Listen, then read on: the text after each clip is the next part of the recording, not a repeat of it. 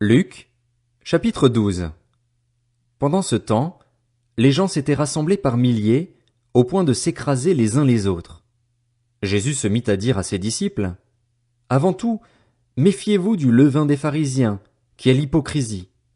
Il n'y a rien de caché qui ne doive être découvert, ni de secret qui ne doivent être connus. C'est pourquoi tout ce que vous aurez dit dans l'obscurité sera entendu en plein jour, et ce que vous aurez dit à l'oreille dans les chambres sera proclamé sur les toits. Je vous le dis, à vous qui êtes mes amis, ne redoutez pas ceux qui tuent le corps et qui, après cela, ne peuvent rien faire de plus. Je vais vous montrer qui vous devez redouter. Redoutez celui qui, après avoir tué, a le pouvoir de jeter en enfer. Oui, je vous le dis, c'est lui que vous devez redouter. Ne vend-on pas 5 moineaux pour 2 petites pièces? Cependant, aucun d'eux n'est oublié devant Dieu. Même vos cheveux sont tous comptés. N'ayez donc pas peur. Vous valez plus que beaucoup de moineaux. Je vous le dis, toute personne qui se déclarera pour moi devant les hommes, le Fils de l'homme se déclarera aussi pour elle devant les anges de Dieu. Mais celui qui m'aura renié devant les hommes sera renié devant les anges de Dieu. Toute personne qui dira une parole contre le Fils de l'homme, cela lui sera pardonné. Mais celui qui aura blasphémé contre le Saint-Esprit, le pardon ne lui sera pas accordé. Quand on vous conduira dans les synagogues, ou devant les magistrats et les autorités, ne vous inquiétez pas de la manière dont vous vous défendrez ni de ce que vous direz. En effet, le Saint-Esprit vous enseignera au moment même ce qu'il faudra dire. Du milieu de la foule, quelqu'un dit à Jésus, « Maître, dis à mon frère de partager notre héritage avec moi. » Jésus lui répondit, « Qui m'a établi pour être votre juge ou pour faire vos partages? » Puis il leur dit, « Gardez-vous avec soin de toute soif de posséder, car la vie d'un homme ne dépend pas de ses biens, même s'il est dans l'abondance. » Il leur dit cette parabole. Les terres d'un homme riche avaient beaucoup rapporté. Il raisonnait en lui-même, disant, « Que vais-je faire? En effet, je n'ai pas de place pour rentrer ma récolte. Voici ce que je vais faire, se dit-il. J'abattrai mes greniers, j'en construirai de plus grands, j'y amasserai toute ma récolte et tous mes biens, et je dirai à mon âme, « Mon âme, tu as beaucoup de biens en réserve pour de nombreuses années.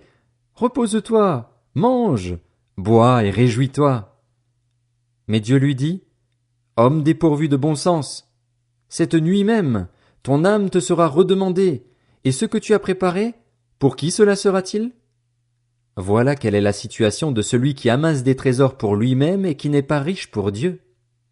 Jésus dit ensuite à ses disciples, « C'est pourquoi je vous le dis, ne vous inquiétez pas pour votre vie de ce que vous mangerez, ni pour votre corps de ce dont vous serez habillés. La vie est plus que la nourriture et le corps plus que le vêtement. Observez les corbeaux. Ils ne sèment pas et ne moissonnent pas. Ils n'ont ni cave ni grenier, et Dieu les nourrit. Vous valez beaucoup plus que les oiseaux. Qui de vous peut, par ses inquiétudes, ajouter un instant à la durée de sa vie? Si donc vous ne pouvez rien faire, même pour si peu, pourquoi vous inquiétez-vous du reste? Observez comment poussent les plus belles fleurs. Elles ne travaillent pas et ne tissent pas. Cependant, je vous dis que Salomon lui-même, dans toute sa gloire, n'a pas eu d'aussi belle tenue que l'une d'elles. Si Dieu habille ainsi l'herbe qui est aujourd'hui dans les champs et qui demain sera jetée au feu, il le fera d'autant plus volontiers pour vous, gens de peu de foi. Et vous, ne cherchez pas ce que vous mangerez ni ce que vous boirez et ne soyez pas inquiets. En effet, tout cela, ce sont les membres des autres peuples du monde qui le recherchent. Votre Père sait que vous en avez besoin. Recherchez plutôt le royaume de Dieu et tout cela vous sera donné en plus. N'aie pas peur, petit troupeau, car votre Père a trouvé bon de vous donner le royaume. Vendez ce que vous possédez et faites don de l'argent. Faites-vous des bourses qui ne s'usent pas, un trésor inépuisable dans le ciel, où le voleur n'approche pas et où la mite ne détruit pas. En effet, là où est votre trésor, là aussi sera votre cœur. Mettez une ceinture à votre taille et tenez vos lampes allumées. Soyez comme des hommes qui attendent que leur maître revienne des noces, afin de lui ouvrir dès qu'il arrivera et frappera. Heureux ces serviteurs que le maître, à son arrivée, trouvera éveillés. Je vous le dis en vérité, il mettra sa ceinture, les fera prendre place à table et s'approchera pour les servir. Qu'il arrive au milieu ou vers la fin de la nuit, Heureux sont ses serviteurs, s'il les trouve éveillés. Vous le savez bien, si le maître de la maison connaissait l'heure à laquelle le voleur doit venir, il resterait éveillé et ne laisserait pas percer les murs de sa maison. Vous donc aussi, tenez-vous prêts, car le Fils de l'homme viendra à l'heure où vous n'y penserez pas. Pierre lui dit, Seigneur, est-ce à nous que tu adresses cette parabole, ou bien à tout le monde? Le Seigneur dit, Quel est donc l'intendant fidèle et prudent que le maître établira responsable de ses employés pour leur donner la nourriture au moment voulu? Heureux le serviteur que son maître, à son arrivée, trouvera occupé à son travail. Je vous le dis en vérité, il l'établira responsable de tous ses biens.